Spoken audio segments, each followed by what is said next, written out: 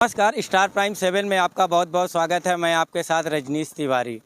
आज हमारे साथ एक वर्ल्ड चैम्पियन है और ज़िला कौशाम्बी के छोटे गांव बम्बरौली से आते हैं। जैसे कि ये पाकिस्तान के खिलाड़ी को पटकनी देते हैं और यहाँ पर कौशाम्बी में सोशल मीडिया में एक तरफा बधाई के लोग की तांता लग जाता है। जैसे मैं भी देखता हूँ तो मुझे भी बहुत खुशी होती है क्योंकि मैं भी उसी ज़िले से आता हूँ। तो आज हमारे साथ खास बातचीत करने के लिए राम किशन जी हैं और उर्फ अर्जुन तिवारी जी। तो आइए हम इन्हीं से बातचीत करके जानने का प्रयास करते हैं इन्होंने कैसे पाकिस्तान के खिलाड़ी को पटकनी देकर वर्ल्ड चैंपियन बन जाते हैं। स्वागत है आपका। बहुत बहुत धन्यवाद तिवारी जी। अर्जुन जी, मैं आपसे ये जानना चाहता हूँ, जैसे आपने पाकिस्तान के खिलाड़ी को पटकनी देकर और वर्ल्ड चैंपियन बन गए, तो आप ये कहाँ से आपने कुश्ती सीखी? और मैं कुश्ती बहुत पहले से सीख रहा हूँ, लगभग बचपन से ही मेरे पूर्वज खानदान मतलब जिसे बोलते हैं, मेरे पापा बाबा सब इसी में लड़ रहे थे। 2003 में मैं दिल्ली गया, मेरे चाचा जी, मैं पूरा श्रेय उनको देता हूँ क्योंकि उन्होंने ही मुझे पहलवान बनाया और इस लायक बनाया। फिर उसके बाद काफ़ी लॉन्ग टाइम में दरअसल इसका मुझे मौका मिला वर्ल्ड नोमाड गेम जाने का, जो कि इस बार कजाकिस्तान के शहर अस्थाना में स्थापित था। और सामने मतलब वहाँ जब मैं पहुँचा तो मुझे लड़ने का मौका मिला। मेरे कोच द्वारा जानकारी हुई कि वर्ल्ड नोमाड गेम 5वां हो रहा है, इसके लिए ट्रायल इंडिया में चल रहे हैं। फिर मैंने वहाँ ट्रायल दिया, इंडिया निकाला और उसके बाद फिर मैं कजाकिस्तान पहुँच गया। वहाँ मेरी कुश्ती सेमीफाइनल राउंड में रशिया के पहलवान से हुई। रशिया के पहलवान से मुझे शिकस्त मिली। फिर मेरे कोच ने कहा कि अभी निराश नहीं होइए, आपकी ब्राउन मेडल के लिए कुश्ती आएगी और ब्राउन मेडल की बाउट आपके पाकिस्तान के पहलवान उफ़ान भट्ट से है। तो मैंने अपने कोच को विश्वास दिलाया कि कोच साहब आप विश्वास रखिए, मैं ये बाउट ज़रूर जीतूंगा और अपने देश का, अपने गांव का और अपने पूरे मतलब ज़िले का नाम रोशन करूंगा। सर, जैसे आपने पाकिस्तान के जो खिलाड़ी थे उनको आपने पटकनी देकर आप वर्ल्ड चैंपियन बन गए, क्या इसकी आपने इसकी तैयारी जैसे आपको जानकारी मिली थी कि पाकिस्तान के खिलाड़ी के साथ मेरी कुश्ती होने वाली है, तो आपके अंदर क्या जिज्ञासा क्या जगी थी कि मतलब पाकिस्तान के प्रति जैसे खेल में देखा जाता है, मैच को ले लीजिए या फुटबॉल ले लीजिए या जितने भी प्रतियोगिता खेल होते हैं उसमें एक पाकिस्तान का शब्द आता है। जब कोई इंडिया का खिलाड़ी खेलता है तो क्या जिज्ञासा से खेलता है? देखिए, जब एक स्पोर्ट्समैन में तो सब जुनून होता ही है, कोई भी स्पोर्ट हो जुनून रहता है, पर जब सामने पाकिस्तान होता है तो आप ये मानिए कि उसमें इतना ज़्यादा जुनून होता है कि उन्हें ये लगता है कि मतलब अब मुझे जीतना ही जीतना है, क्योंकि पाकिस्तान से हार ना तो मैं बर्दाश्त करूंगा, ना मेरे देश का कोई भी नौजवान पाकिस्तान से हार तो नहीं बर्दाश्त करना चाहता। और जब उस प्लेटफार्म पे आदमी पहुंचता है तो वो अपना 100% नहीं, अपने मतलब देश की, अपने गांव की, अपने ज़िले की, पूरे सबकी दुआओं लेकर तब मैदान में उतरता है। अर्जुन जी, जैसे आप छोटे स्तर में खेला करते थे, आप हरदम चैंपियन बना कर देते, आप प्रदेश लेवल का भी खेले, प्रदेश लेवल के चैंपियन बने, आज आप वर्ल्ड लेवल के चैंपियन हो गए। तो आपने जब पटकनी दी पाकिस्तान के कुश्ती खिलाड़ी को, तो आपको सबसे पहले बधाई किसने दी थी? सबसे पहले बधाई मेरे पिताजी की आई। मुझे बहुत मतलब मेरे पिताजी ने मुझे बताया, मैंने खुद अपने पिताजी को फ़ोन किया क्योंकि एक गर्व महसूस होता है जब एक पिता को पता होता है कि उसका बेटा मतलब वर्ल्ड चैंपियन बन गया। तो मेरे पिताजी बहुत खुश हुए। उसके बाद फिर तो बधाइयों का तांता लग गया जी। मुझे याद ही नहीं किस किसने बधाई दिया। मेरे बड़े भाई श्री राजेश मिश्रा जी, उन्होंने मुझे लगातार मतलब इससे जुड़े रहे और बधाइयों का तांता ही लग गया। उसके बाद तो इतनी बधाइयाँ आई, इतनी बधाइयाँ आई कि मुझे मैं आपसे बता नहीं सकता हूँ। और लमसम ज़िले के सभी लोगों ने मुझे खूब प्यार दिया, बहुत अच्छा लगा मुझे ये। अच्छा, जैसे रशिया की आपने बात किया और जितने भी देश के वहाँ पे खिलाड़ी थे, लेकिन जब आपको पाकिस्तान के खिलाड़ी के साथ चयन होता है कि आपको इनके साथ कुश्ती लड़नी है, तो क्या आपने कभी सपने में ऐसा सोचा था कि पाकिस्तान के खिलाड़ी को मैं धूल चटाऊँगा? जी हाँ, ये एक हर एक खिलाड़ी का एक मतलब ड्रीम होता है, एक सपना होता है कि मैं अपने देश के लिए खेलूं, अपने देश का प्रतिनिधित्व करूं, अपने देश का झंडा लेके चलूं और अपने देश के लिए जब बाउट हो तो सामने पाकिस्तान हो। ये मतलब मेरी थिंकिंग है और मेरे हिसाब से सभी लोग ये सोचते हैं कि जब मैं सामने खेलूं कोई नेशनल बहुत बड़ा मंच हो, इंटरनेशनल मंच का, तो सामने पाकिस्तान हो तो यार उसमें कुछ बात ही और होती है। जी।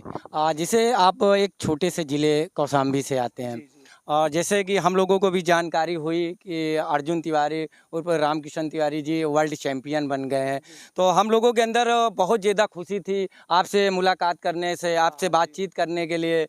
लेकिन अब आप क्या सोचते हैं कि किस स्तर तक मतलब आप ले लीजिए जैसे ओलंपिक खेल होते हैं स्पोर्ट के, वहाँ तक आप कब तक पहुँचना चाहेंगे? देखिए ओलंपिक के लिए कोई एज बांड तो नहीं है, बट ओलंपिक एक बड़ा टूर्नामेंट है, मतलब बड़ा टूर्नामेंट के लिए उसके लिए तैयारी करनी पड़ती है। अब ओलंपिक अभी 2024 में हुआ पेरिस में।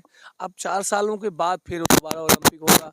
4 सालों में फिजिकली क्या फिट रहते हैं ये कह पाना मैं मेरे लिए बहुत मुश्किल है, बट फिर भी मैं अभी इंटरनेशनल का प्रयास करता रहूँगा कि अपने दोस्त को, अभी 2025 में एशियन चैंपियनशिप है, आपके जापान में है। मैं कोशिश करूंगा कि एशिया चैंपियन से भी मेडल आए हमारे इंडिया के लिए।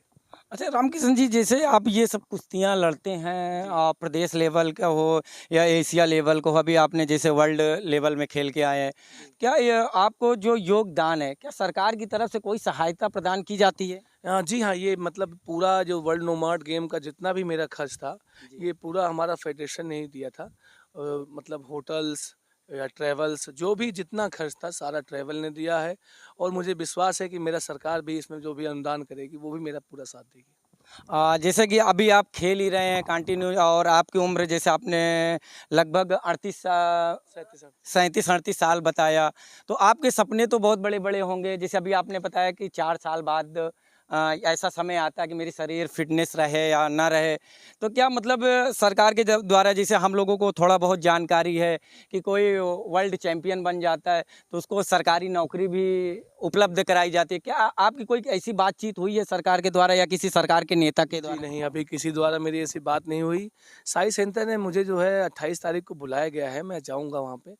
मैं साई सेंटर से ये चाहूँगा कि मैं भले ही ओलंपिक पदक न ला पाया हूँ, लेकिन मैं मीडिया के माध्यम से आप लोगों को ये बताना चाहता हूँ कि सरकार मेरे अखाड़े पर या मुझे वो फैसिलिटी दे कि मैं और लड़के यहाँ से तैयार कर सकूँ और अपने देश का नाम रोशन कर सकूँ, ओलंपिक में या हर जगह उनको मेडल दिला सकूँ।